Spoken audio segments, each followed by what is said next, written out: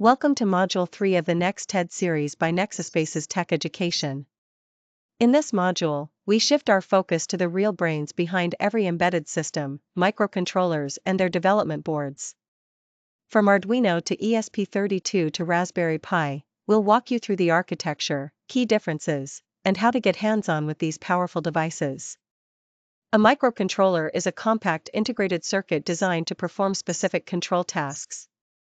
Unlike general-purpose computers, microcontrollers are self-contained systems, with a processor, memory, and input-output peripherals on a single chip.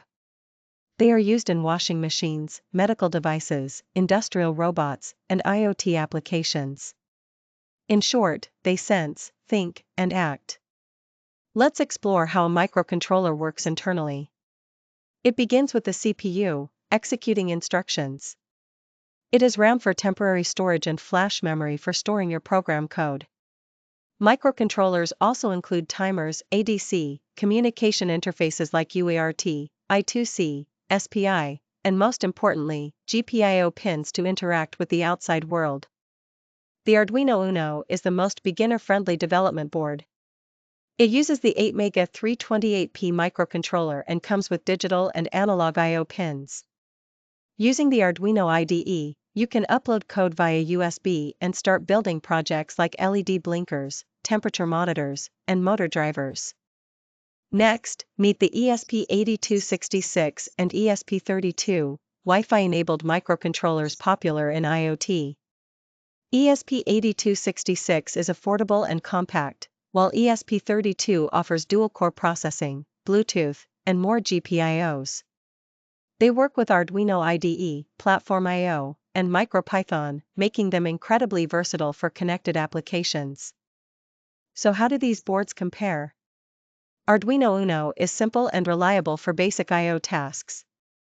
ESP32 offers built-in wireless and more processing power. Raspberry Pi, on the other hand, is a full Linux computer, better for complex tasks, not just control systems. Use Arduino for learning basics, ESP32 for IoT, and Raspberry Pi for edge computing or AI tasks. GPIO stands for General Purpose Input-Output, the most important interface between your microcontroller and the physical world. You can configure a pin as input to read a button, or output to control an LED or motor.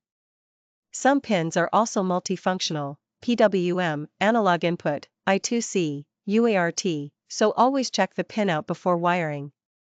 In this module, we'll dive deeper into each of these development boards with practical coding, wiring, and real-world projects. Make sure to subscribe to Next TED and Nexuspaces for hands-on lessons and industry-ready skills in embedded systems. Let's build the future together.